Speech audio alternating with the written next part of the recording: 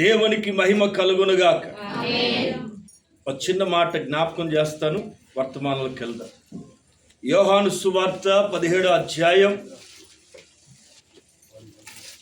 4వ వాక్యంలో ప్రభు అయిన యేసుక్రీస్తు, యోహాను సువార్త 17వ అధ్యాయం 4వ వాక్యంలో ప్రభు అయిన యేసుక్రీస్తు తండ్రి అయిన దేవునితో చెప్తున్న మాటలు గమనించాలి. చేయుటకు నీవు నాకు ఇచ్చిన పని నేను సంపూర్ణంగా నెరవేర్చి భూమి మీద నిన్ను మహిమపరచితిని. ఆమేన్. మనందరి మీద ఈ పని ఉందండి. మనందరి మీద ఈ పని మోపబడి ఉంది. మనకు ఒక పని ఉంది. మనందరికి ఒక పని ఉంది, పరలోక పని.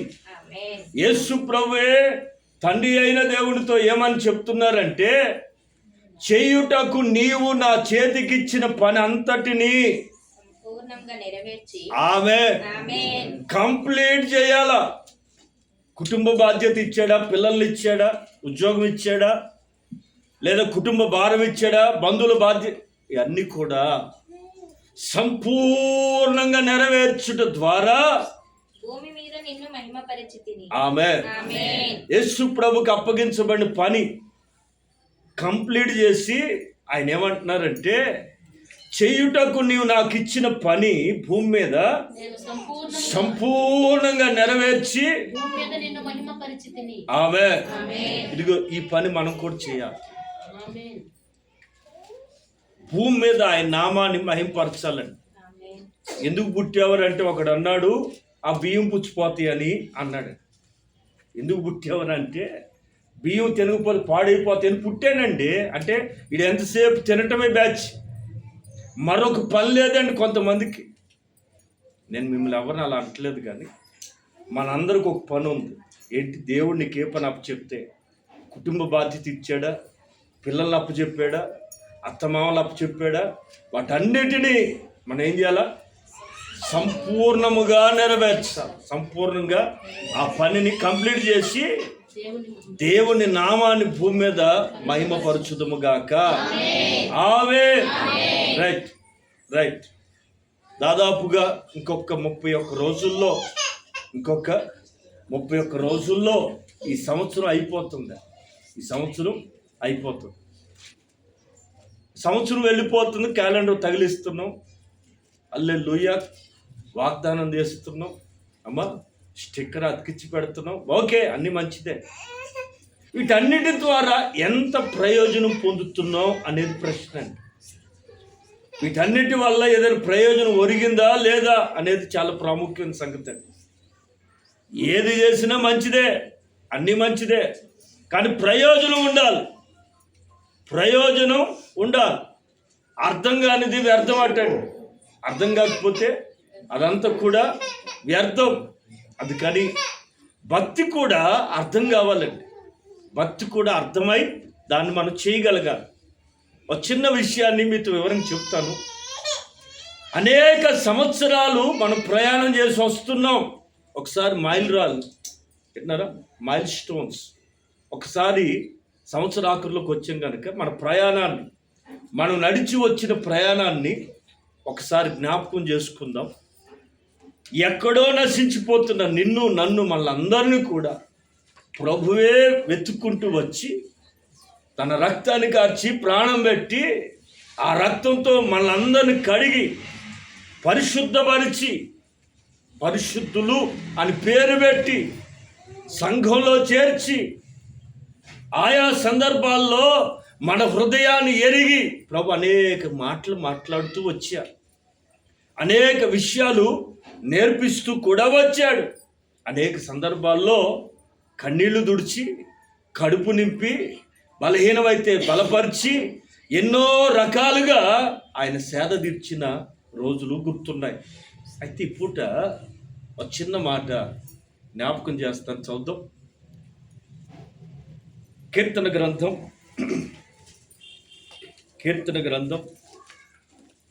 90వ కీర్తన, మోషే గారు రాసిన కీర్తన 90వ కీర్తన 15వ వాక్యం చదువుతారు. మా దేవుడైన యెహోవా ప్రసన్నత మా మీద నుండును గాక. నీవు మమ్మను శ్రమపరిచిన దినముల కొలది మేము కీడు అనుభవించిన ఏండ్ల కొలది మమ్మల్ని సంతోషపరచుము. నేను 15 అన్నానా 17 అన్నాను? కొంచెం భాషా దోషం. 15. ఓకే, ఇంగ్లీష్ మనకు అందరికి అందుబాటులో ఉంది. రైట్. నీవు మమ్మల్ని శ్రమపరిచిన దినముల కొలది మేము కీడు అనుభవించిన ఏండ్ల కొలది మమ్మల్ని సంతోషపరచుము. ఆమేన్. దైవజనుడైన మోషే గారు దేవుణ్ణి అడుగుతున్నాడు, అయ్యా మేము శ్రమపడిన దినముల కొలది, మేము కీడు అనిపించిన ఏండ్ల కొలది మమ్మల్ని సంతోషపెట్టవా? ఆమె నల్ల పైకెత్తాడు. శ్రమ పడుతున్న వాళ్ళ, కీడు అనుభవించిన వాళ్ళారా, నలిగిపోయి విసుగు వేసారిపోయి ఈ దినం ఇక్కడికి వచ్చి కూర్చుంటే ప్రభు చాలా తేటగా మీతో మాట్లాడుతున్న సమయం అంటే, సంతోషపరచవా అంటాడు మోషే గారు. మమ్మల్ని శ్రమపరిచిన దినముల కొలది మేము కీడు అనుభవించిన ఏండ్ల కొలది మమ్మల్ని సంతోషపరచుము అని ప్రార్థన చేస్తున్నాడు దైవజనుడైన మోషే గారు. దేవుణ్ణి అడుగుతున్నాడు, అయ్యా మమ్మల్ని సంతోషపరచుము. సంవత్సర ఆఖరిలోకి వచ్చాక ఒకసారి హృదయం విప్పి ఉన్నది ఉన్నట్లుగా ప్రభు పాదాల దగ్గర పెట్టి ఏదైనా ఉంటే సరి చేసుకుని ఇక్కడి నుంచి వెళ్దాం. ఏదో వచ్చిపోయి ఇంత సందా చేసుకుని పోయే స్థలం కాదండి ఇది. బ్రతుకులు కట్టబడే స్థలం, జీవితాలు మార్చబడే స్థలం ఇది. నిశ్చయముగా ఈ స్థలం అందు ఆయన ఉన్నాడన్న వాళ్ళు గట్టిగా స్తోత్రం చెప్పండి. హల్లెలూయా. నిశ్చయముగా ఆయన ఈ స్థలంలో ఉన్నాడు కనుకనే హృదయ అంతరంగాలు ఎరిగి ఒక్కొక్కరితో ఈవేళ చాలా తేటగా సూటిగా మాట్లాడాలని నా ప్రభు కోరుకుంటున్నాడు. నా ప్రభు మాటలా వినండి. మోషే గారు అడుగుతున్నారు, అయ్యా మమ్మల్ని సంతోషపరచు, అయ్యా మమ్మల్ని సంతోషపరచు. లెక్క నా దేవుడు ఎవరు తెలుసా? లెక్క ప్రకారం కొలిచిస్తాడండి. ఎట్టారా? అణిచి కుదిలించి దిగజారునట్లు మనుషులు మీ ఒడిలో కొలుస్తారు. మనుషులు కొలవగలిగింది నా ప్రభు కొలవడా? నీవు చేసిన కష్టానికి, నీవు కార్చిన కన్నీళ్ళకి, నీవు పడిన వేదనకి నా దేవుడు ఒక దినం తొందరలోనే, నా మాట నమ్మండి, విశ్వసించి వెళ్ళండి, తొందరలోనే ఒక విడుదల రాబోతుంది. ఆమేన్. విడుదల కలుగునుగాక, నెమ్మది వచ్చునుగాక, సమాధానము పొందుదురుగాక. ఏండ్ల కొలది ఒక్కొక్కరికండి సంవత్సరాల నుంచి ఉన్నాయి కొన్ని సమస్యలు. నెలలు కాదు, దినాలు కాదు, కీడు ఒకదాని తర్వాత ఒకటి నష్టం, ఒకదాని తర్వాత ఒకటి నష్టం. అంజులు అంటున్నారు, ఏవమ్మా యేసు ప్రభు దగ్గరికి వెళ్ళావుగా, యేసు ప్రభు నమ్ముకున్నావుగా, నీకెందుకు ఎట్లా జరిగింది? నీ ఇంట్లోనే ఎందుకు ఎంత నష్టాలు జరుగుతున్నాయి? యేసు ప్రభు అంటున్నావు, నీ పిల్లలకి ఏం మంచి జరిగింది? మీ ఆయన బాగున్నాడా? అసలు నువ్వు బాగున్నావా? ఒంటి మీద ఎన్ని ఉన్నాయి, ఎలాడుతుండేవి, ఇప్పుడు అన్నీ పోయినాయి. ఏం దేవుడమ్మా, ఏం దేవుడు అని అడిగేవాళ్ళు కూడా లేకపోలే. అంటే నమ్ముకుంటే ఎలాడాలా, ఒకదాని మీద ఒకటి దిగేయాలా అని వాళ్ళ ఉద్దేశం. అన్నీ ఉంటే బాగున్నావు అని వాళ్ళ ఉద్దేశం. నిజమేంటో తెలుసా? బంగారం ఉన్నా భద్రత లేదు వాళ్ళకి.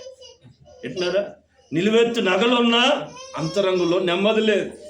అవేమీ లేకపోయినా కంటి నిండా నిద్రపోతూ, కడుపు నిండా అంత అన్నం తింటూ, ఏవండి ఏ రోగం లేకుండా హాస్పిటల్కి వెళ్ళకుండా నీళ్లు తాగుతూ హ్యాపీగా లేరా? మరి ఉన్నారని చెప్పరా? లేరంటే ఉన్నాం బాబా అని చెప్పరా? Praise the Lord. హల్లెలూయా. మోషే దేవుని అడుగుతున్న ఒక ప్రశ్న విన్నారా?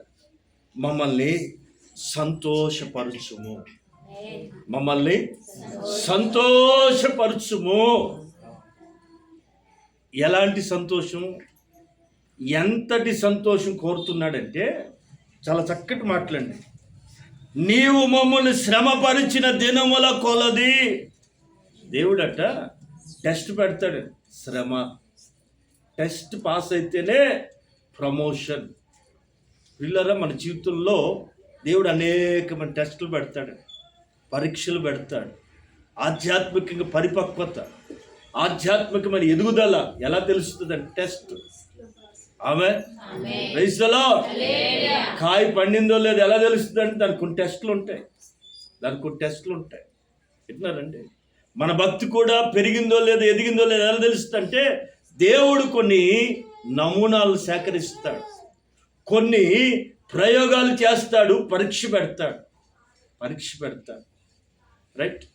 ఈ పరీక్షల తదనంతరం ఖచ్చితంగా మనం తెలుసుకోవాల్సిన విషయం ఏంటంటే, ఈరోజు కన్నీళ్ళ మధ్యలో ఉంటుంటే ఒకదాని మీద ఒకటి శ్రమ తప్ప సంతోషం లేకపోతే నలిగిపోతూ ఆవేదన చెందుతూ ఈ రోజున ఇక్కడికి వచ్చి మాట్లాడుతుంటే నా దేవుడు మీ అందరితో మాట్లాడుతున్నాడు. ఏంటంటే మోషే గారు అడిగినట్లుగా నీవు కూడా అడగలయ్యా, నీవు మమ్మల్ని శ్రమపరిచిన దినముల కొలది, మేము కీడు అనుభవించిన ఏండ్ల కొలది నీవు మమ్మల్ని ఏం చేయాలి? 26 అలా ఉండాలి.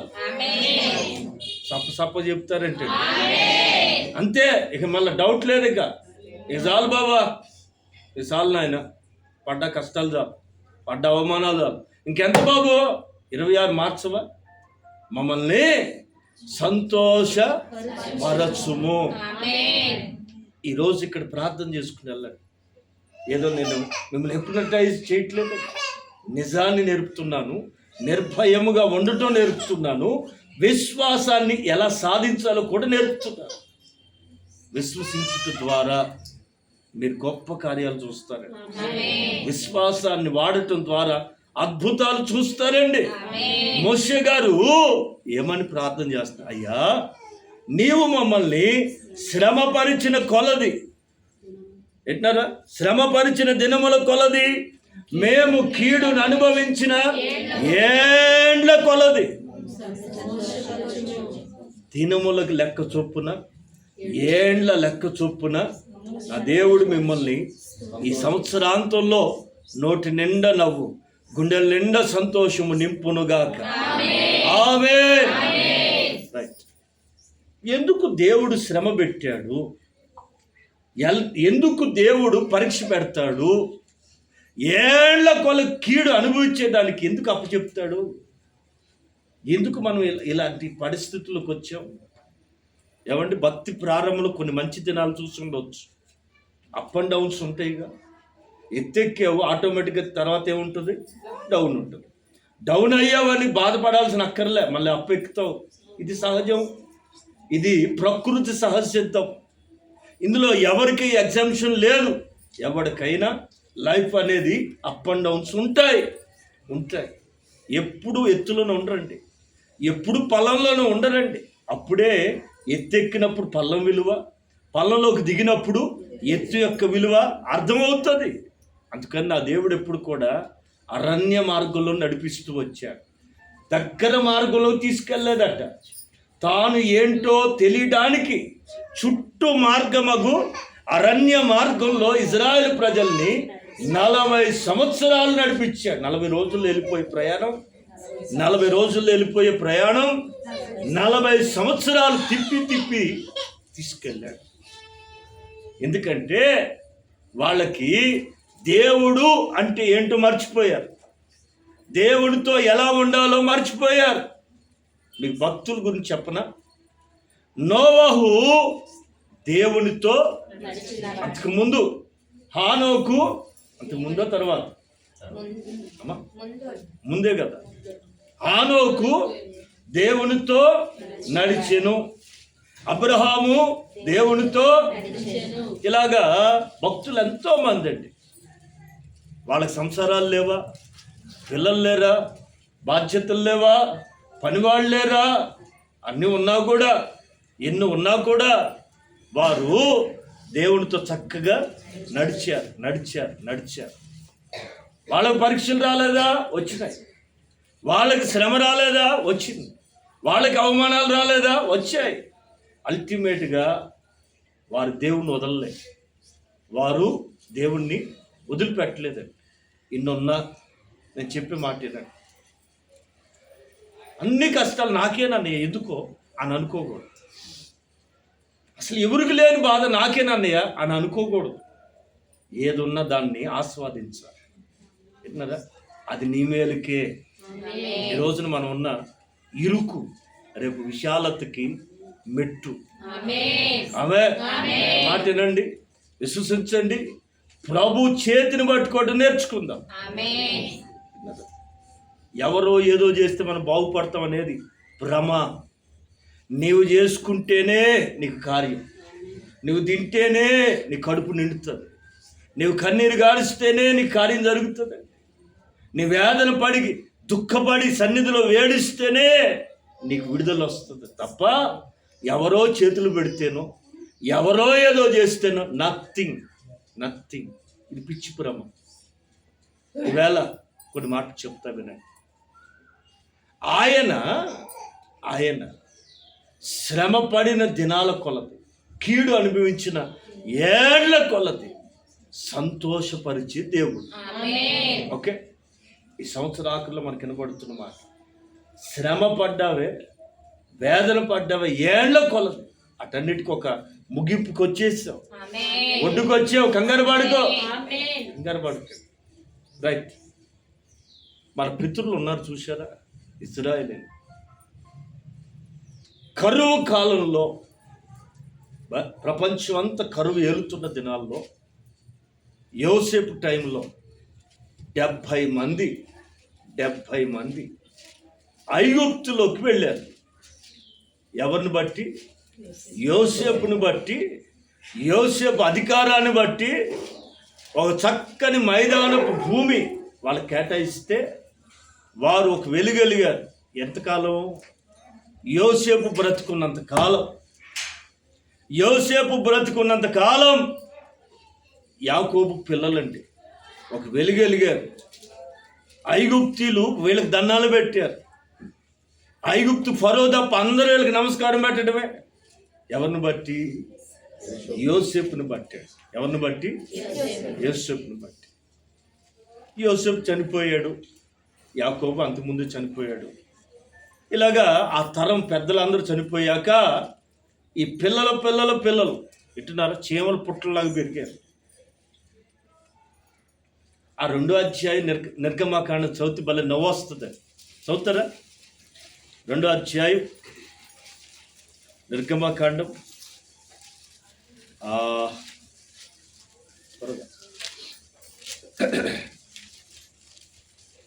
మొదటి అధ్యాయం నిర్గమాకాండం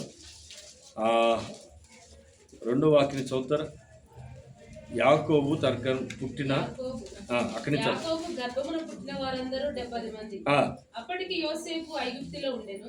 యోసేపును అతని అన్నదమ్ములందరూ ఆ తరము వారందరూ చనిపోయారు. ఇశ్రాయేలు బహు సంతానము గలవారై. ఎట్లా? అప్పుడు బ్రేక్ లేదు, బెల్లి లేదండి.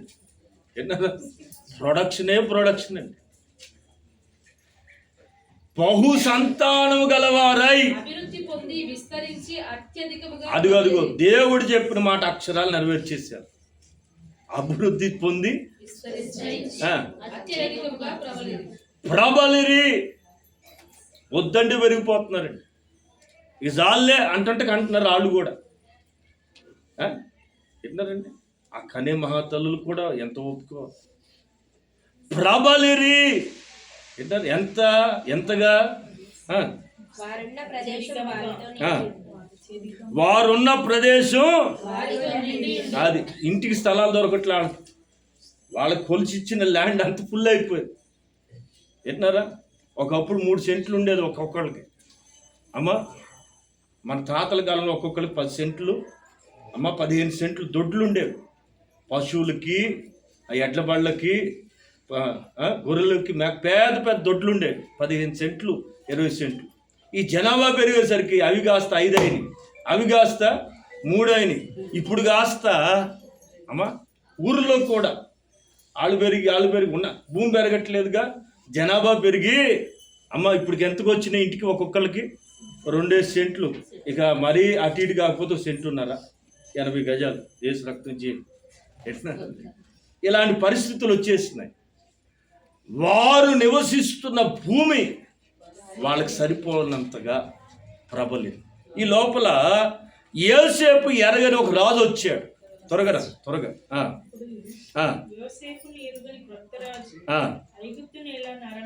ఏలన ఆరంభించెను.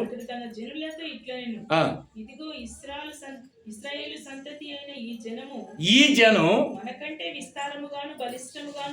అదేంటది? ఐగుప్తు అంటేనే మైటీ ఏంటారా? ఈరోజు కూడా బలము వాళ్ళ దగ్గర ఉంది. ఆఫ్టర్ ఆల్ బయట దేశం నుంచి వచ్చిన వాళ్ళు చూసి ఎందుకు భయపడుతున్నారు? వీళ్ళ బ్రీడ్ వేరే, అర్థమైందా? వీళ్ళ వ్యక్తిత్వాలు వేరు, వీళ్ళ ఆకారాలు వేరు, వీళ్ళ పనితనం వేరు, వీళ్ళ మెదడు వేరు. వింటున్నారా? ఇప్పుడు హామాను భార్య అంతేనా? హామానేనా?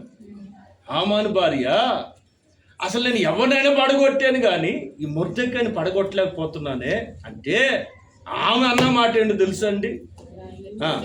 హామాను భార్య ఏమంది? ఇదిగో నువ్వు ఎవడి మీద అయితే కేసు పెడుతున్నావు, ఎవడి మీద అయితే వ్యాజ్యం ఆడుతున్నావు, వాడు గనక యూదుడైతే నీకు జయం రాదు. ఏమంటుంది భార్య? విన్నారా? ఏ భార్య అయినా భర్తను పట్టుకుని నువ్వు కానీ ఆయన దగ్గరికి పోతే నువ్వు గెలవు, నీ వల్ల కాదు అనుకోండి, ఇది మహాబీపీ వచ్చేస్తుంది. ఎవడన్నా పర్ల, భార్య అంటే మాత్రం అసలు సినంత నీ దగ్గరే ఉంది, అభిషేకం అంతా అసలు అందుకనే పైకి రావట్లా. నువ్వు ఎప్పుడు నెగిటివ్గా మాట్లాడేది, అసలు నీ వల్లే నేను సగనాశనం అవుతున్నా, నన్ను పైకి రానుకున్న కారణం నువ్వే అంటాడా లేదా? అంటదండి. నువ్వు ఎవరి కొరకైతే విరోధం పోరాడుతున్నావో అతగాడు గనక యూదుడైతే ఆమె దే ఆర్ స్పెషల్ జనరేషన్, వాళ్ళు ప్రత్యేకమైన జనం. ఎవరిని బట్టి? యెహోవా తండ్రిని బట్టి, వారు ఆరాధిస్తున్న దేవుణ్ణి బట్టి, వారు కలిగి ఉన్న దేవుణ్ణి బట్టి వాళ్ళు ప్రత్యేకమైన వాళ్ళు. అదిగో ఆ కోవకు చెందిన వాళ్ళమే మనం. అదిగో ఆ డెడికేషన్, ఆ పౌరుషం, ఆధ్యాత్మికమైన ప్రతిష్టత. నువ్వు తక్కువ జాతి కాదండి. ఎప్పుడైతే యేసు రక్తం చేత కడగబడ్డావో నీవెవరు తక్కువ కాదు. ఎవడు నేను ఫలానా అని అనుకోకూడదు. నేను యేసయ్య పెట్టాను. నీకు కులం లేదు, నీకు వర్గం లేదు. విన్నారా? క్రైస్తవుడు కులం లేదండి. క్రైస్తవుడికి ఏం లేదు. ఒకవేళ ఉంటే అది లోపల మడిచిపెట్టుకోండి. లేదు లేదు లేదు, ఎవడి కులం లేదు. క్రైస్తవ్యులు కులం లేదు, తేడా లేదు. మహాదేవుని కలిగిన ప్రతి ఒక్కడు మహా గొప్పోడే, మహాబలవంతుడే. పిల్లరా కొన్ని మంచి మాటలు చెప్తాను, ఆలకించు. ఇక్కడ ఫరో రాజ్యానికి అధిపతి. ఆఫ్టర్ ఆల్ ఒక జనాంగాన్ని చూసి గడగడగడ వణిగిపోతున్నారు. అమ్మో వీళ్ళు మనకంటే ఎట్లారా? ఈ జనం విస్తారంగా ఉన్నారు, బలిష్టంగా ఉన్నారు, బలవంతులు, మనకంటే బలమైన వాళ్ళు.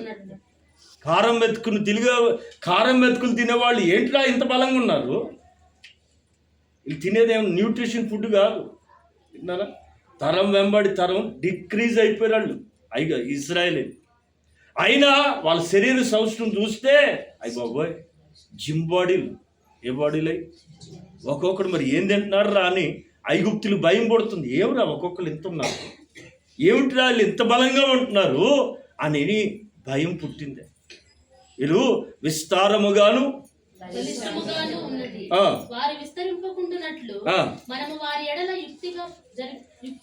జరిపించుకుందాం. రేపేదైనా యుద్ధం వస్తే వీళ్ళే మనల్ని కొట్టేస్తారు. మన శత్రువులతో చేతులు కలిపి మన మీద తిరుగుబాటు చేస్తారు వీళ్ళు. విరోధముగా యుద్ధము చేసి ఆ, ఈ దేశములో నుండి వెళ్ళిపోదురేమో అనేది. ఆ, కాబట్టి వారి మీద పెట్టిన భారములలో ఆ. వారిని శ్రమ పెట్టుటకు వెట్టి పనులు చేయించు అధికారులను శ్రమ పెట్టుటకు వెట్టి పనులు చేయించుటకు ఆ, వారి మీద నియమింపగా ఆ. వారు ఫరో కొరకు ధన్యవాదాలను నిలబెట్టారు. ధాన్య ఒక పట్టణాలు ధాన్యం స్టోర్ చేయడానికి కొన్ని పట్టణాలు కట్టారు వీళ్ళు. మనోళ్ళు మామూలు వాళ్ళు శ్రమజీవులు కాదండి. పట్టణాలు గోడౌన్లు కట్టి పడేసారు రాళ్లతోటి. రాళ్ళు అబ్బో మామూలు వాళ్ళు కాదండి. రైట్, చదువు తర్వాత చదువు. నువ్వు ఏళ్ళు అక్కడే ఉండాలా. చదువు. అయినను ఐగుప్తులు వారిని శ్రమ పెట్టిన కొలది అది అంటలా వారు ఐగుప్తీయులు వారిని శ్రమ పరిచిన కొలది విస్తరించి ప్రబలిరి గనుక అంటలా వారి ఇశ్రాయేలు ఆగరా శ్రమ పడిన కొలది అదే వారు విస్తరించి ప్రబలిరి. తల్లపైకి ఎత్తాడు. ఒక్కరు చదువుతారు, అందరు తల్లపైకి ఎత్తినారు. శ్రమ పరచిన కొలది ఏమయ్యారు? చెప్పాలా? విస్తరించారు. రెండోది ప్రబలిరి. విస్తరించటం అంటే నెంబరింగ్, ప్రబలటం అంటే స్ట్రెంథింగ్. నెంబరింగ్లోను స్ట్రెంథింగ్లోను వాళ్ళట ఇంక్రీజ్ అయిపోతున్నారు. వీళ్ళు ఎంత తొక్కుతున్నా అంతే ఎదుగుతున్నారండి. ఏంటన్నారండి? వాళ్ళు శ్రమ పరుస్తున్నారు. దేన్ని బట్టి? దేవుడు అంటారేంట్రా? మనకంటే గొప్ప దేవుడు ఏంటి ఆయన? మన దేవుడి కంటే గొప్పవాళ్ళ? మనది ఎప్పటి నుంచి ఉంది? మన దేవుడి చరిత్ర ఎప్పటి నుంచో ఉంది. నీకు తెలుసు అసలు ఎప్పటి నుంచి ఉందో? తెలియదు. అయినా తిక్క సమాధానం. ప్రూఫ్ ఉండదు. ఆధారాలు లేకపోయినా అడ్డంగా వాగుతూ ఉంటారు. ఇక ఆధారాలు కలిగిన వాడు ఇంకెంత గట్టిగా మాట్లాడాలా? ఆమె చరిత్ర ఆధారాలు కలిగిన వాడు ఇంకెంత గట్టిగా ఉండాలి. రైట్ పిల్లరా, శ్రద్ధగా ఇక్కడ మన పితరులండి, మన పితరులు ప్రబలిరి, విస్తరించిరి. ఎప్పుడు? శ్రమ చెప్పాలి. పెట్టేవాళ్ళు పెట్టినవ్వండి. నీ పని దగ్గర కానీ, ఇంట్లో కానీ, కుటుంబీకులు కానీ. ఇప్పుడు అన్నున్నాడు, తోడబుట్టినోళ్ళే ఎదగనివ్వరు, వెనక్కి రానివ్వరు. వింటున్నారా? కొంతమంది ఉంటారు, నువ్వు ఏదైనా ఎదుగుతుంటే మాతో పాటు ఎదగమంటారు. ఏమరా మేమంత కింద ఉంటే నువ్వు ఒక్కడో పైకి వెళ్ళిపోతావా? ఇలా కొంతమంది లాగుతుంటారు. ఇండియా పీతల సంగతి తెలుసా? ఇండియా పీతలు ఒకసారి అండి, కొన్ని దేశాల పీతలు ఒక దేశానికి ఎక్స్పోర్ట్ అవుతున్నాయి అంటే అన్ని దేశాల పీతలకి మూతలు పెట్టారట. మన ఇండియా పీతలు డబ్బాకి మూత పెట్టలేదంట. అరే రే రే పీతలు వెళ్ళిపోతారా, మూత ఎవడు పెట్టలేదు? పెట్టవసరం లేదు అంకులు అన్నాడట ఒకడు. ఏది? ఇండియా పీతలు ఉన్న డబ్బాకి మూత పెట్టక్కర్లేదు అన్నాడు. అన్ని దేశాలకు ఉన్నాయి, ఇండియాకి లేవు. ఆ అవసరం లేదు, చాలా క్రమశిక్షణగా ఉంటాయి. ఎందుకంటే ఒకటి ఎక్కుతూ ఉంటే 10 లాగుతూ ఉంటాయి. కాబట్టి నువ్వు ఎన్ని దేశాలనే తీసుకెళ్ళి అదే పైకి రావు. నేను రాసిస్తానంటాడు, అందుకు మూత ఎట్టలేడట. గాలి బాగా ఆడుతుందని ఓపెన్ చేయొచ్చు. మనోళ్ళు కూడా ఆ పీతల మాదిరిగా ఉంటారు. ఎట్టినారండి? ఒకడు కానీ ఆధ్యాత్మికంగా ఎదుగుతుంటే ఇన్ని రోజులు సినిమా చూసి ఒక్కసారి సినిమా చూడు, ఒకసారి తాగుదురా అనేవాళ్ళు లేదా? ఆడేదో మంచి మార్గంలో వెళ్తున్నారు పోనే అంటారండి. ఇగో డిసెంబర్ అయిపోతుందిగా, జనవరికి 31 ఒక్కరోజు తాగేసేసి ఫుల్గా ఏడాది తాగినంత ఒక 31 తాగేసి ఫస్ట్ తారీఖు నుంచి మొదలెట్టుకో. ఏది రాత్రి అంతా తాగినోడికి ఆగుతాడండి? Early morning మొదలెట్టడా? పిల్లరా, ఇలాంటి పనికి తీర్మానాలు చేసిన వాళ్ళు లేకపోలేదు. నేను చెప్పే మాట తినండి. ఎక్కుతూ ఉన్న వాళ్ళని ఎదగనివ్వకుండా అణిచేవాళ్ళు కూడా ఉంటారు. వాళ్ళు శ్రమపరిచిన కొలది. ఎంత బాగుందో! శ్రమపరిచిన కొలది. ప్రైజ్ ది లార్డ్, హల్లెలూయా. ఎంత మంచి మాట! శ్రమపరచిన కొలది. ఎంతమందిని శ్రమ పెడుతున్నారు విన్నారా? ఆర్థిక వ్యవస్థలు కానీ, సమాజం కానీ, మనుషులు కానీ, బంధువులు కానీ, తోడబుట్టినోళ్ళు కానీ నిన్ను శ్రమ పెట్టి అణచాలనుకుంటున్నా. నా మాటినండి, నా దేవుడు నీతో ఉంటే, నీవు దేవునితో అంటు కట్టబడి ఉంటే నిన్ను ఎవడు ఆపలేడు. ఆమె శ్రమ పరచిన కొలది వారట విస్తరించిరి, ప్రబలిరి. హల్లెలూయా.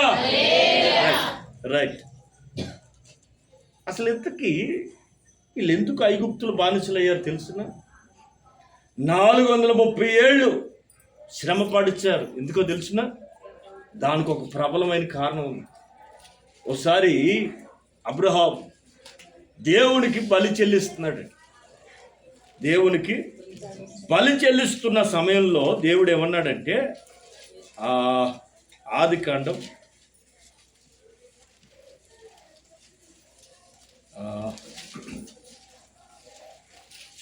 ఎక్కడ అది 15 అధ్యాయంలో రైట్ 7 వాక్యం చదవండి. మరియు ఆయన, నీవు ఈ దేశమును స్వతంత్రించుకొనున్నట్లు దాన్ని నీకు ఇచ్చుటకు కల్దీయుల ఊరను పట్టణంలో నుండి నిన్ను యువతలకి తీసుకొని వచ్చిన యెహోవాను నేనే అని చెప్పినప్పుడు అతడు ప్రభువైన యెహోవా నేను దీన్ని స్వతంత్రించుకొనేదనని నాకైతే తెలియననగా, ఇదిగో కల్దీల దేశంలో నుండి నిన్ను ఎందుకు తెచ్చానంటే, ఈ నేల నీకు స్వతంత్రం, నీకు అప్పచెప్దామని తెచ్చారు. అబ్రహాం అంటాడు, నాకు ఎట్లా తెలిసిద్దండి, ఇది అంతా నా పిల్లలకి స్వాధీనపరుస్తామని నాకేంటి రుజువు, నాకేంటి ఆధారం అని అంటే, సరే 3 ఏండ్ల పెయ్యని 3 ఏండ్ల మేకను 3 ఏండ్ల పొటేలును ఒక తెల్ల గువ్వను ఒక పావురపు పిల్లను నా యొద్దకు తెమ్మని అతనితో చెప్పాను. అతడు అవన్నీ తీసుకొని వాటిని నడుమకు ఖండించి దేని ఖండమును దాని ఖండమునకు ఎదురుగా నుంచెను. పక్షులను అతడు ఖండింపలేదు. పక్షులు మాత్రం ఖండించలేదు, జంతువులు మాత్రం ఖండించి 2 ముక్కలు చేసి దేని భాగానికి దానికి ఎదురుగా పెట్టి పై నుండి అగ్ని దిగి వస్తుందని చూస్తున్నాడు. ఓకే. గద్దెలు ఆ కళేబరముల మీద వాలినప్పుడు అబ్రహాము వాటిని తొలివేసెను. ప్రొద్దు గుంక పోయినప్పుడు అబ్రహామునకు గాఢ నిద్ర పట్టెను. భయంకరమైన కటిక చీకటి అతని కమ్మగా ఆయన, నీ సంతతి వారు తమది కాని పరదేశమందు నివసించి ఆ దేశపు వారికి దాసులుగా నుందురు. ఇది ఇందుకు ఐగుప్తులో వాళ్ళు బానిసలు అయ్యారు. వారు 430 ఏళ్ళు వీరిని శ్రమ పెట్టుదురు. ఇది శాపం అండి. పితరుల దోషాలు పిల్లల మీదకి వస్తాయి. అర్థమవుతుందండి? ఆశీర్వాదాలకు వారసులే కాదండి, మన పితరులు చేసిన పొరపాట్లకి దోషాలకి. అందుకే చెప్తున్నా, ఒకవేళ మన దగ్గర ఏదైనా ఉంటే అది ఒప్పుకోండి, అది ఇడిచిపెట్టండి, సరి చేసుకోండి. మనిషి అనేవాడు పొరపాట్లు చేస్తాడు. మనిషి నాకు ఏదో ఒక పొరపాటు జరగకపో, అలాగే పొరపాటు చేయమని కాదు నేను చెప్పాను. అతిక్రమములు దాచిపెట్టుకోవద్దు, వాటిని ఒప్పుకోండి, దేవుని దగ్గర ఒప్పుకోండి. ఈ సంవత్సరాంతంలో అయ్యా నా ఎదుగుదలకు కానీ నా పిల్లల క్షేమానికి కానీ నేను అడ్డుగా ఉండకూడదు. అబ్రహాం ఇక్కడేం నరహత్య చేయలేదు, దొంగతనం చేయలేదు, పాపం చేయలే. బలి అర్పించేటప్పుడు మెలుకుగా లేడు. ఎవడైనా యెహోవా పని అశ్రద్ధగా చేస్తే వాడు శాపగ్రస్తుడు అవుతాడు. విన్నారండి? యెహోవా పని అశ్రద్ధగా చేసిన వాడు శాపగ్రస్తుడు అవుతాడు. అందుకు శాపాన్ని తెచ్చిపెట్టాడు. అసలు పొట్టేళ్ళు కోసాడు, విన్నారా? పెయ్యిని 2 ముక్కలు చేశాడు. వాటిని వరుసగా పేర్చి ఈ గువ్వలను కూడా చంపుదామంటే వద్దులే, అగ్ని వచ్చినప్పుడు వేద్దామని అనుకున్నట్టున్నాడు. బలి ఇప్పుడు రక్తం కారుతుంది కదా, వాటి మీద గద్దలు వస్తుంటే వాటిని తోలేడు కదా, మళ్ళా వస్తాయని మెలకు ఉండాలి లేదా? ఈ మాంసం అగ్ని చేత కాల్చబడేంత వరకు ఇది నా బాధ్యత, దేవుడు చెప్పాడు కదా అని ఆగాలా లేదా? ఏమంటే ఆల్రెడీ గద్దలు వస్తే ఏం చేశాడు? తోలేసాడు. తోలిన వాడు ఎలా ఉండాలి? మళ్ళీ వస్తాయేమో ఉండాలి కదండి. పైగా సాయంకాలం ఎవడన్నా నిద్రపోతాడా? అమ్మా, కొంతమంది అండి ఏలాపాలు ఉండదు నిద్రకి. 3ంటికి నిద్రపోయి అది 6ంటికి కొంచెం పొద్దుకు దిగుద్ది కదా, ఏం తెల్లారిపోయింది అప్పుడే డ్యూటీకి వెళ్ళాలా అని లేచే వాళ్ళు ఉంటారు కంగారులో. ఏది సాయంత్రం 6 గంటల టైం చూసి రేపు తెల్లారైపోయింది అనుకుని కంగారు పడేవాళ్ళు ఉంటారండి. ఈ దిక్కుమాల నిద్రలు పోకూడదండి. దరిద్రం. నిజం. అబ్రహాము ఎలగాలి ఎల్ల నిద్రపోయాడు. పైగా ఎట్లాంటి నిద్ర అది అమ్మా? ఎట్లాంటి నిద్ర? తల పైకి ఎత్తండే. మనకు కూడా నిద్రలు వస్తాయి. ఇల్లు దోసిపోయినా కొంతమంది తెలియదు, ఒకరి మీద పడి తొక్కినా కూడా తెలియదండి. అయ్యేం నిద్రలు అర్థం కాదు. విన్నారండి? కొంచెం మనం మెలకువగా ఉండాలండి. ఏమండి? నిద్రపోతే ఏముండాలా? ఎట్లా ఉండాలండి? మెలకువ కలిగిన నిద్ర ఉండాలి. అమ్మ చీమ చిటుకుమంటే, డోర్ సప్పుడైతే, పక్కన బెల్లు మోగిన, వాటర్ ట్యాప్ శబ్దమైన లేవాలి. ఏమో ఎవడొచ్చి పట్టాడు మనకేం తెలుసు. నిద్ర పోవాలా కానీ ఆత్మ ఎప్పుడు కూడా మెలకు. కొంతమందికి ఆత్మ మెలకు ఉండదు, శరీరం మెలకుగా ఉండదు. ఏసు రక్తం చేయము, ఆడు చచ్చాడు బతికాడు కూడా మనం కదిపి చూడాలి. విన్నారండి? అదో రకమైన నిద్ర. ఏమండి? 100% డిగ్రీ. ఓ అబ్బో ఏమి నిద్ర అది. అసలు వేలగాని దాన్ని నిద్రపోయాడండి. చాలా భయంకరం అండి. నిద్రకు కూడా ఏముండాలా? రాత్రి వేళ నిద్రపోవాలి. కొంతమంది పగలు నిద్రపోతారు, అదేమి నిద్ర అర్థం కాదు. మరి రాత్రి ఏం చేస్తావురా? మెలకుకుంటా అంటే దైవ చిత్తానికి వ్యతిరేకమైన నిద్ర అండి. అసలు ఈ టైంలో నిద్ర అసలే బలర్పించాడు. గద్దలు వచ్చి పడుతున్నాయి, దేవుని అగ్ని రాక ఎదురు చూస్తున్నారు. ఆ టైంలో ఎలా నిద్ర పట్టింది వీళ్ళారా? అబ్రహాం కూడా మనలాంటి మనిషి. మనకు కూడా బలహీనతను బట్టో భక్తిహీనతను బట్టు నిద్ర పడుతుంది. ఏం పడుతుంది? ఎప్పుడు నిద్ర వస్తుందో తెలుసునండి? ఆత్మ మండకపోతే నిద్ర వస్తుంది. ఇప్పుడు యోనా ఉన్నాడండి. ఎవరైనా? యోనాగా. ఆయన ఎవరు? ప్రవక్త. యోనా ఎవరు? సామాన్యుడు కాదు, అతను చాలా గొప్ప ప్రవక్త. అతడు ప్రార్థన చేస్తే రాజ్యమే పశ్చాత్తాపడి ఏడ్చింది. అతడు సువార్త చెప్తే రాజ్యం మారిపోయిందండి. అంత పవర్ఫుల్ ప్రవక్త. నినివేకి వెళ్ళమంటే అమ్మ బాబోయ్ వాళ్ళు కొట్టి చంపుతారండి, నేను వెళ్ళండి. మరి వెళ్ళరా నేను చెప్తాను అంటే దేవుడు చెప్పిన రూట్లో కాకుండా మరొక రూట్కి బయలుదేరి అమ్మయ్య తప్పించుకున్నా, నినివేకి వెళ్ళా, తర్షీష్కి వెళ్తున్నా. ఇప్పుడు నాకు ఏ పని లేదు, ఇప్పుడు ఏ పని ఉందంటే హ్యాపీగా నిద్రపోవచ్చు.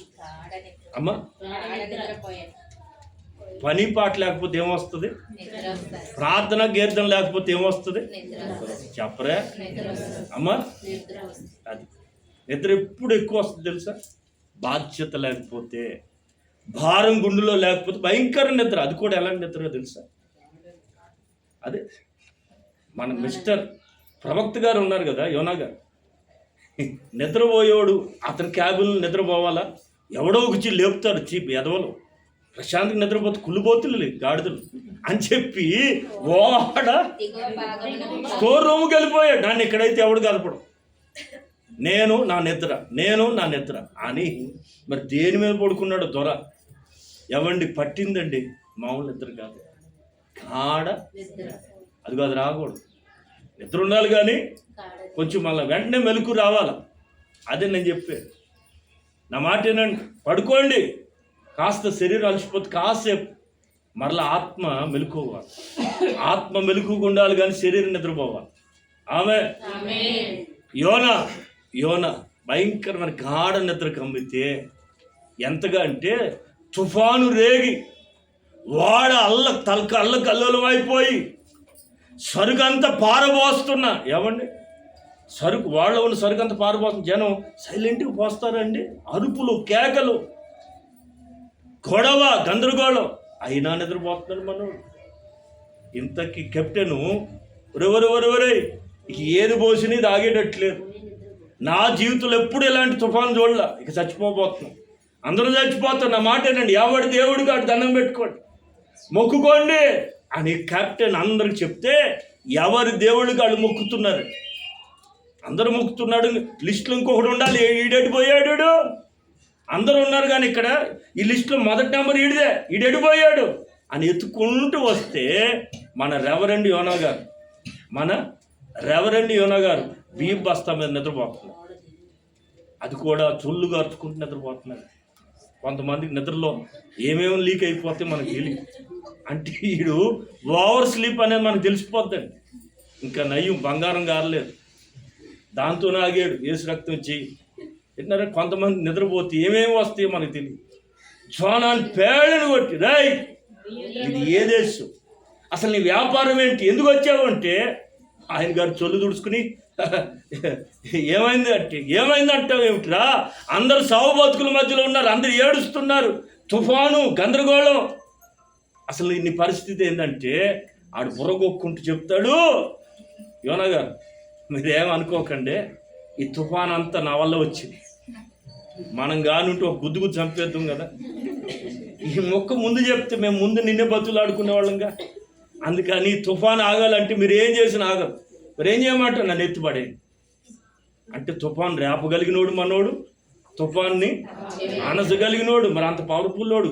వీడికి ఏం పట్టింది, నిద్ర మనిషిని ఎంత గొప్ప వ్యక్తినని ఏం చేస్తుంది, అందరూ బాగా అర్థమైనట్టుంది, అందరూ చప్పుడు చెట్ల. నిద్ర నీ భక్తిని నాశనం చేస్తుంది, నీ ఆత్మీయతని చల్లారిపోయేటట్టు చేస్తుంది. అది కూడా ఎలాంటి నిద్ర, అది అట్లాంటి నిద్ర రాకూడదు. పిల్లరా అబ్రహాం పోగోడని సమయంలో నిద్రపోయాడు. ఆఫ్టర్ ఆల్ ఒక నిద్రే కదండి, ఏం తప్పు చేయలేదు కదా, ఏ పాపం చేయలేదు కదా, నో ఆజ్ఞ అశ్రద్ధగా చేస్తే అది శాపం, అశ్రద్ధగా చేస్తే తన పిల్లలకి శాపాన్ని కూడా పెట్టాడు. అబ్రహాము ఆశీర్వాదానికి ఎలా వారసుడు అయ్యాడో కొన్ని పొరపాట్లు తన 3వ తరం, ఎవరత్తం ఏ తరం అది, 3వ తరం యొక్క పిల్లలు అదిగో ఆ బానిసల బతికారు. విన్నారండి, ఒక పూట చేసిన నిర్లక్ష్య పని 400 ఏళ్ళు పనిష్మెంట్ అయిపోయింది. నా మాట ఏంటంటే పిల్లరా, ఈ తరంలో మనం చేసే దోషాలు ఈ తరంలో మన పిల్లల పట్ల పడతాయి అనేది నిజం. తాత ఆస్తికి మనోడు ఎలా వారసుడు అవుతున్నాడో, పితరులు చేసిన దోషాలకు పుణ్యాలకే కాదు దోషాలకు కూడా మనం ఏమవుతాం, వారసులం అవుతాం అనేది నిజం. త్వరగా హల్లెలూయా హల్లెలూయా హల్లెలూయా. రైట్, ఒకని దోషం వల్ల తరతరాలు శాపాన్ని అనుభవించారు. అందుకని ఈ సంవత్సర ఆఖరులో ఉన్నాం, మనం మన పిల్లలకి ఆస్తులు కాదు పంచాల్సింది, ఆశీర్వాదం.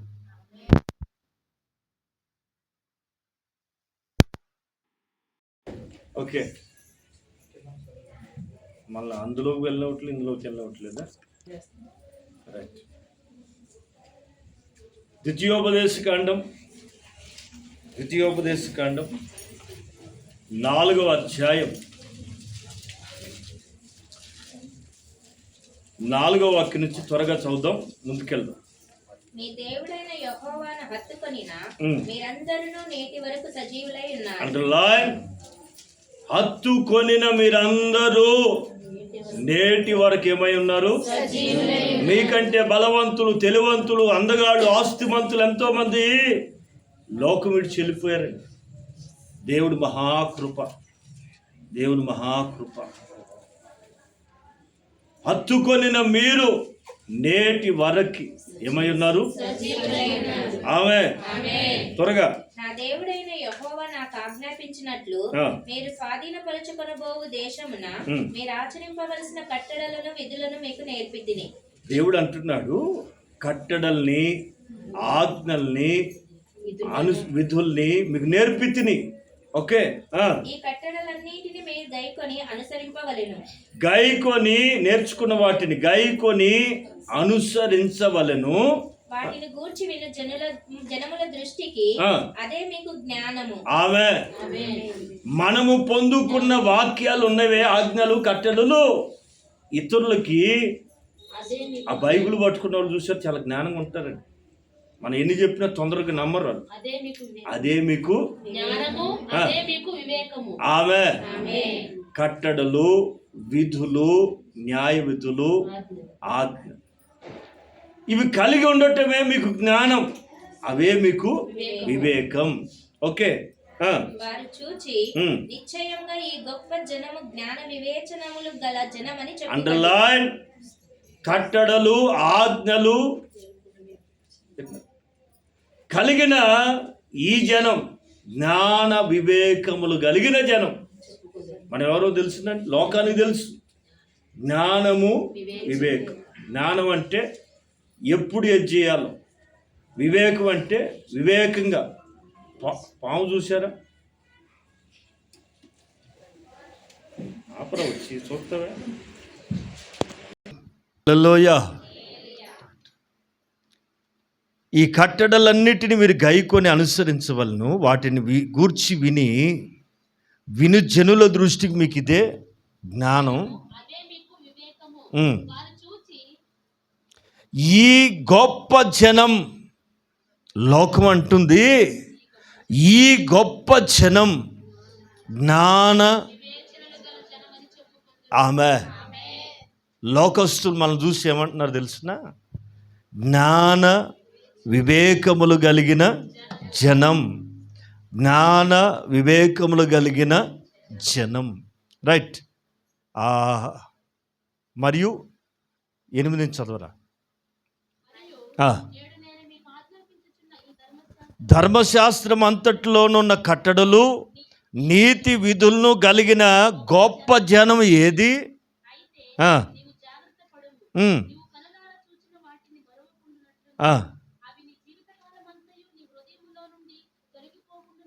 నీ జీవితకాలమంతయు మరవకుండునట్లు, హృదయంలో నుండి తొలగిపోకుండానట్లు నీ మనస్సు, అండర్లైన్, మీరు నేర్చుకునే ఉపదేశాలు ఈ సంవత్సరం అంతా నేర్చుకుంటున్నారుగా. దేవుని వాక్యం మరవకుండా ఏం చేయాలి? హృదయమునందు జాగ్రత్తగా తొలగిపోకుండా నీ మనసుని బహు జాగ్రత్తగా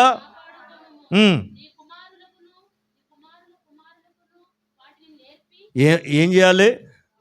నీవు నేర్చుకుంటున్న వర్తమానాలు, విషయాల్ని నీ కుమారులకు నేర్పి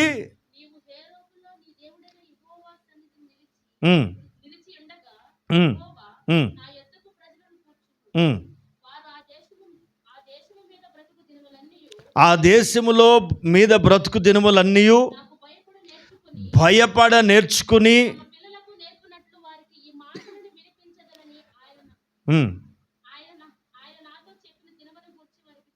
ప్రైజ్ ది లార్డ్. మోషే ఇజ్రాయేలీయులకి ఆజ్ఞాపిస్తున్న మాటలండి. భయపడ నేర్చుకుని పిల్లలకి నేర్పాలి. నేర్చుకున్న మాటలు నీ పిల్లలకి నువ్వు చెప్పాలి. ఇది మనందరి బాధ్యత. వాక్యాన్ని పిల్లలకి చెప్పాలి. రైట్. మరి ఇజ్రాయేలు ప్రజలు చెప్పలేదా? అప్పటికి ఈ మాట చెప్పబడలేదు. నిర్గమాకాండంలో 400 ఏళ్ళు బానిసలుగా ఉన్నంతకాలం వీళ్ళకి వాక్యము బహిర్గతం కాలేదు. కట్టడలు, ఆజ్ఞలు వివరించబడలేదు. అందుకు మరలా ఈ కొత్త తరానికి దేవుడు 40 ఏళ్ళు పట్టింది నేర్పడానికి. యాకోబు నేర్పినట్టే భయం నేర్పాడు, కానీ భక్తి నేర్పలేకపోయాడు. యాకోబు వాక్యం ఉంటే వాక్యం నేర్పించేవాడే. ఆ రోజుల్లో యాకోబు కాలానికి వాక్యము ప్రకటించబడలేదు. వాక్యం తెలియదు అప్పటికి. భక్తి తెలుసు, కనబడితే దండం పెట్టడం తెలుసు, భయపడటం తెలుసు. ఆయన ఏదైనా మాట ఇస్తే దాన్ని చెవుల్లో పెట్టుకుని గుండెల్లో పెట్టుకోవడం మాత్రమే తెలుసు. ఇన్ని కట్టడలు లేవు. అందుకని వారు ఈ 4 తరాల్లో చెడిపోయి భయంకరమైన దీనస్థితికి వెళ్ళిపోయారు. అందుకని మరలా ఆ తరాన్ని దేవుడు మరలా సెట్ చేస్తున్నాడు. మోషే తర్ఫీదులో 40 ఏళ్ల నడిపింపులో ప్రతి విషయం దేవుడే దగ్గరకు వచ్చి నేర్పిస్తున్నాడు. ఆమె 40 ఏళ్ళు నేర్చుకున్నారండి, పెట్టింది తిన్నారండి, ఇచ్చింది తాగారండి. విన్నారా? దేవుడు కోరుకునేది ఏంటంటే తినటం కాదు, నా మాట వినాలి, నా ఆజ్ఞల్ని గైకొనాలి, నా కట్టడల్ని నేర్చుకుని మీ పిల్లలకి వాటిని నేర్పాలి. రైట్. మరొక మాట ద్వితీయోపదేశకాండం 30వ అధ్యాయం 5వ వాక్యం నుంచి చదువుదాం.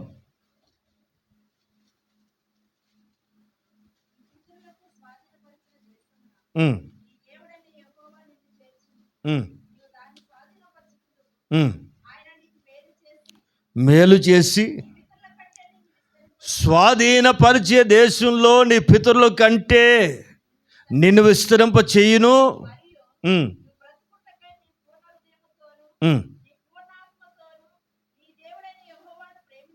ప్రేమించున్నట్లు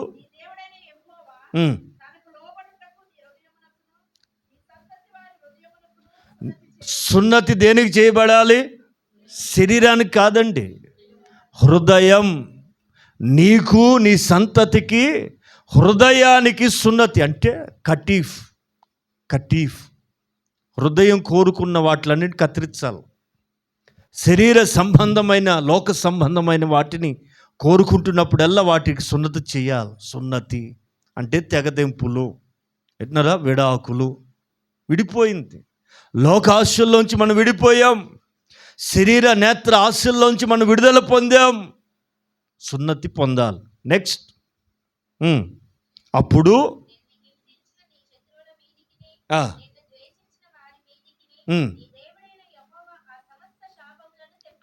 ద్వేషించే వాళ్ళ మీదకి ఏం వెళ్తాయి? రైట్. విని నేను నీకు ఆజ్ఞాపించే ఆజ్ఞలన్నిటినీ గైకొంచు ఉన్నట్లయితే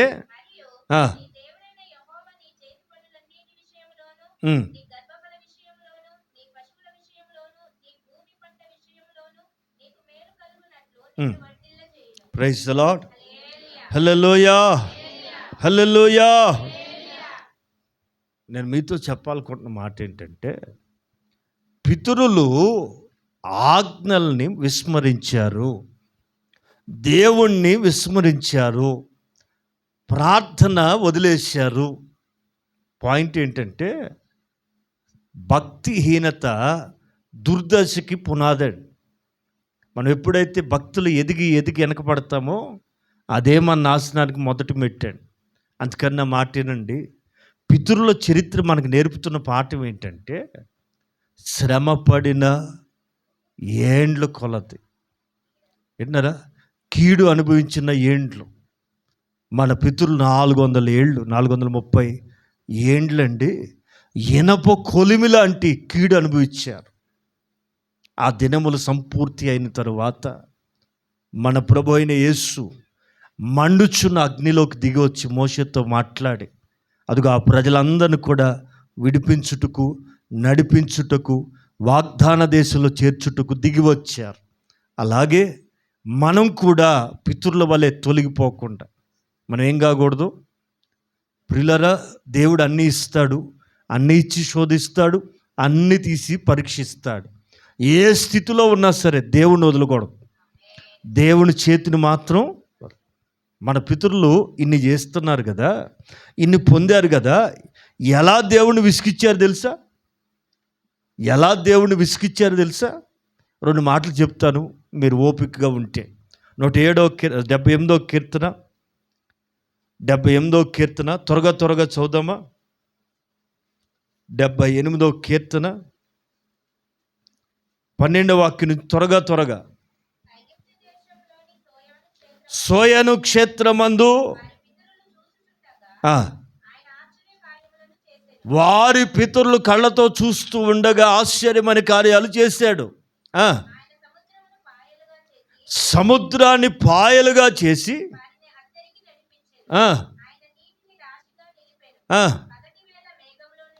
పగటి వేళ మేఘములో ఉండియు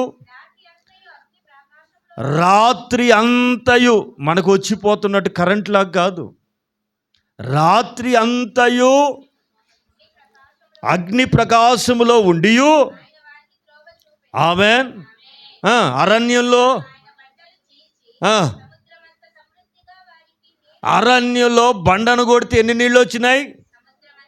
అయ్య బాబోయ్, నది కాదండి, సముద్రమంతా సమృద్ధిగా వారికి నీరు త్రాగనిచ్చెను, రప్పించెను. నదుల వలె ఒక్క బండలో నుండే. మన పెద్దలు అంటారు, ఆ బండ క్రీస్తే. ఆమె ఒక్క బండ చీల్చబడిందండి, నదులు ప్రవహిస్తున్నాయి. సముద్రం అంత విస్తారముగా నీళ్లు ప్రవహిస్తూనే ఉన్నాయి. నేనిచ్చే నీళ్లు త్రాగువాడు ఇక ఎన్నటికీ లోకపు దాహం కలగదు. ఆమె హల్లెలూయా. త్వరగా ముందుకెళ్దాం. ఎట్లా నీళ్లు తాగుతున్నారు, సముద్రం దాటుతున్నారు, పూరేళ్ళు తింటున్నారు. అమ్మా మన్నా తిన్నారు అంతకుముందు. అయ్యి బాబోయ్, రూపాయి ఖర్చు లేకుండా మెయింటెనెన్స్ అండి. విన్నారా? రూపాయి ఖర్చు లేకుండా ఫ్రీ మీల్. ఏది కావాలంటే అదండి, ఏది కావాలంటే అది తింటున్నారు, ఉంటున్నారు, నడుస్తున్నారు. ఇంకా విచిత్రం, వస్త్రాలు పాతగిల్ల. అట్లాంటిది ఏదో మనకు ఉంటే ఈ ఉతుక్కునే పని లేకుండా పోవునుగాక. విన్నారండి? వస్త్రాలు పాతగిల్లేదటండి. చెప్పులు, అయ్యి బాబోయ్, వేసుకున్న చెప్పులట అరిగిపోలేదట. అట్లాంటి ఏదన్నా ఉంటే బాగుండు మనకు కూడా. అస్తమానం కొత్త సంవత్సరం వస్తుంటే ఇదో బాధ. అమ్మా ఏ టు జెడ్ అన్ని కొత్తయే. కొత్త సంవత్సరం పాత వేసుకోమంటారా? కొత్తయే. అసలు ఏ గోల లేదండి బాబా. మనం కూడా మేఘం కింద ఉంటే బాగుంటుంది. ప్రైజ్ ద లార్డ్, హల్లెలూయా. ఇంత జరిగినా, ఇంత పెట్టినా, ఇంత నడిపిస్తున్నా ఈ దౌర్భాగ్యులు చేస్తున్న పని ఏంటో తెలుసా? ఇంకను విన్నారా? చదువుదాం. ఇంకేమేం చేశాడు?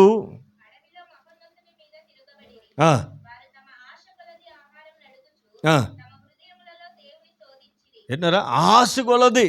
అయ్య బాబు, వీళ్ళకి తిండి పిచ్చి ఎక్కువండి. తిండి పిచ్చి. మనిషికి ఒక పిచ్చి ఉంటుందండి. బంగారం పిచ్చి, బట్టల పిచ్చి, సోకులు పిచ్చి. కొంతమంది ఎవరికి పిచ్చి వాళ్ళకి ఆనందం. కొంతమంది ఏదీ లేకపోతే ఇదిగో ఈ పిచ్చి ఉంటుంది. మంచి భోజనం చెడ్డ భోజనం ఉంటుందా? వాళ్ళకి కొన్ని ఉంటాయి ఐటమ్స్, అవి తింటేనే తిన్నట్టు. లేకపోతే ఉప్పు పప్పుచారు అప్పడాలు నడవు. వాళ్ళు కొన్ని ఉంటాయి, అవి పడితేనే కడుపు నిండా తిన్నట్లు. ఈ పప్పుచారు వడియాలు పెడితే నచ్చవండి. విన్నారండి? కొంతమందికి అదొక పిచ్చ. ప్రియులారా, ఇదిగో ఇజ్రాయెల్ ప్రజలు అలాంటి వాళ్ళే. మాంసం కావాలంటే మాంసం పెట్టాడండి. మన్నా కావాలితే మన్నా పెట్టి, ఎన్ని పెట్టినా వాళ్ళట సనుగుతానే ఉన్నారటండి. యెహోవాని మహోన్నతమ తిరగబడుతూ తమ ఆశ కొలది ఆహారాన్ని అడుగుతూ ఈ అరణ్యంలో ఏమని అడుగుతున్నారండి?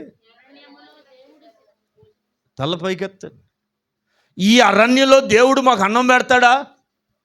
మరి ఇప్పుడు దాకా తిన్నది ఏంటిరా? అదొకేలే. ఈ అరణ్యంలో ఇజ్రాయేలీయులు అడిగారండి, ఈ అరణ్యంలో దేవుడు మాకు భోజనం సిద్ధపరచగలడా? ఏంటారా?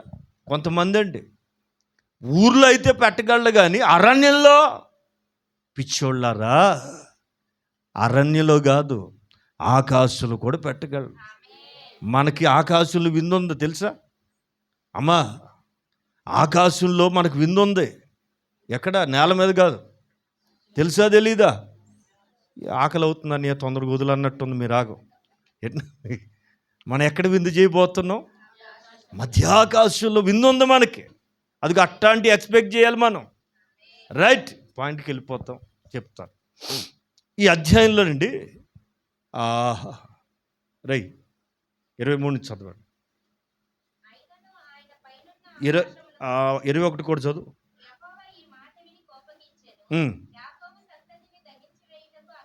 రాజేశను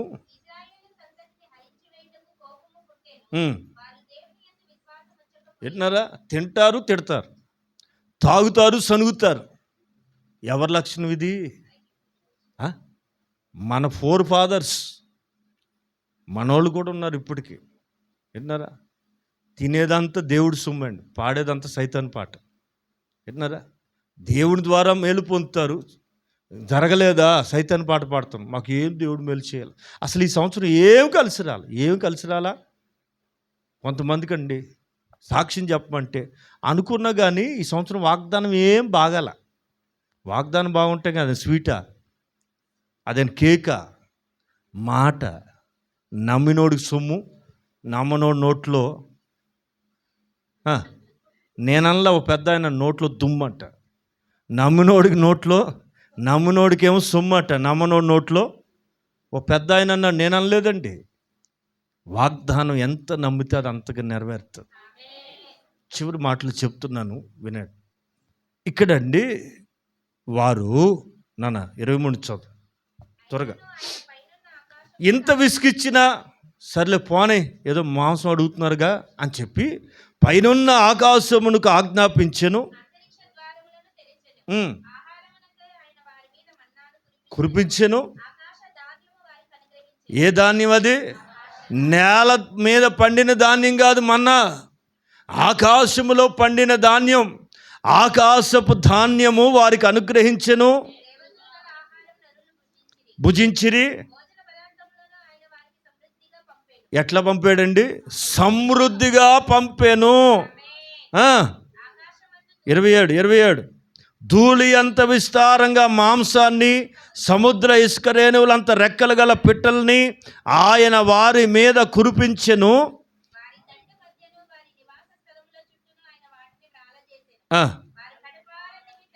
ఎట్లా? ఎవడికి ఎంత సైజు ఉంటే అంత. విన్నానండి, కడుపార తిని అది పడిపోయారటండి. తిని తిని తిని పడిపోయారట.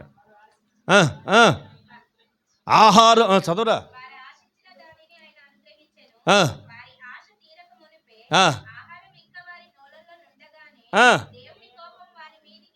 అది తిండి మీద ఉన్న ధ్యాస దేవుని మాట మీద లేదండి. ఇజ్రాయెల్ ప్రజల దగ్గర మనం చాలా నేర్చుకోవాలి, చాలా విషయాలు సరి చేసుకోవాలండి. అయితే 32 చదువురా. ఇంత జరిగినను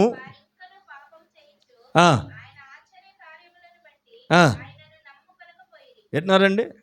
ఇంత జరిగినా, పూరేళ్ళు కురిసినా, మన్నా కురిసినా, ప్రవాహం వలె సముద్రం అంత నీళ్ళు వచ్చి మీద పడుతున్నా, ఇన్ని తాగి ఇన్ని తిని ఇంకను చదవరే ఏం చేస్తున్నారు?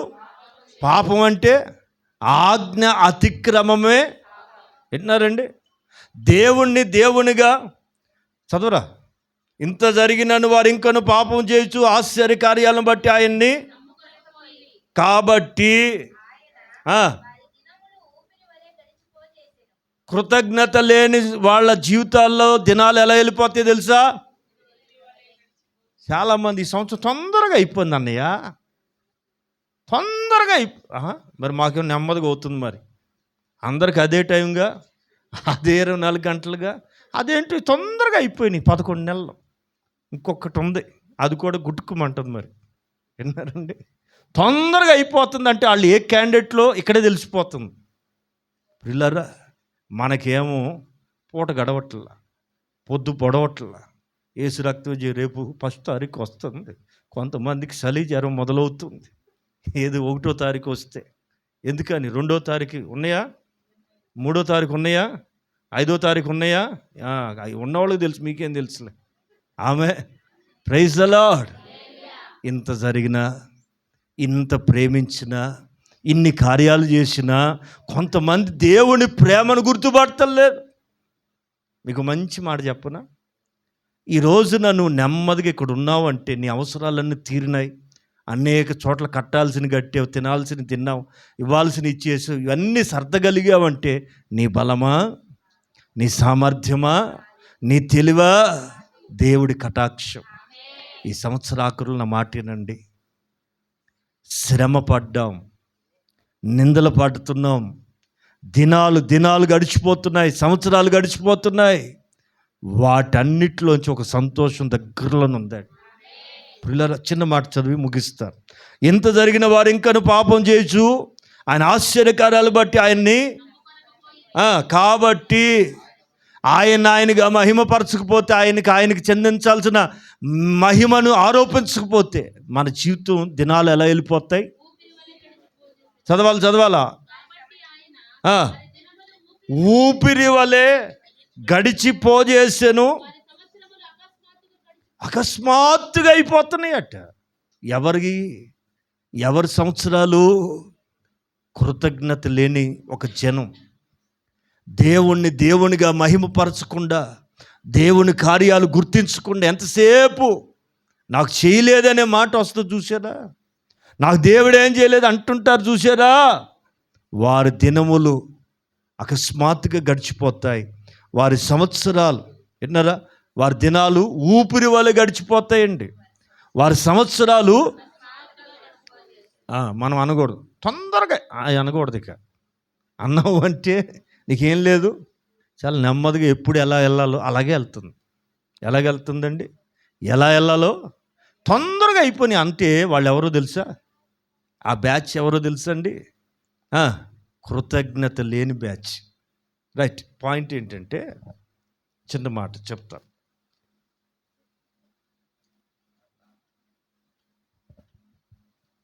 మూలవాక్యం చదువుదాం. 90వ కీర్తనలో మోషే ఒక చక్కని అద్భుతమైన మాట రాశాడండి.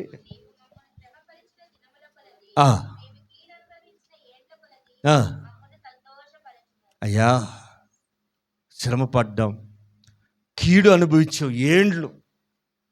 అయితే ఇప్పుడు మాకు కావాల్సింది ఏంటో తెలుసా, ఈ సంవత్సర ఆఖరులు నిజంగా ఈ మాట నీకు అర్థమైతే, నిజంగా నేను చెప్తున్న మాట మీ చెవుల లోపలికి వెళ్తున్నట్లయితే మీరు నా దేవుణ్ణి అడుగుతారు, అయ్యా ఇక మీదట నాకు సంతోషకరమైన దినాలు కావాలి, సంతోషకరమైన సంవత్సరం నాకు కావాలి అని అడగండి.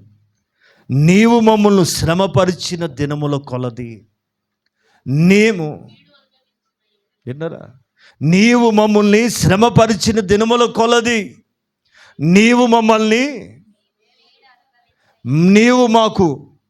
మమ్మల్ని కీడు అనుభవింప చేసి మేము కీడు అనుభవించిన ఏండ్ల కొలది, నీవు మమ్మల్ని శ్రమపరిచిన దినముల కొలది మాకు సంతోషము పరచుము. ఆమె నా దేవుని వాక్కును నమ్మి వెళ్ళండి, గుండెల్లో చేర్చుకుని వెళ్ళండి.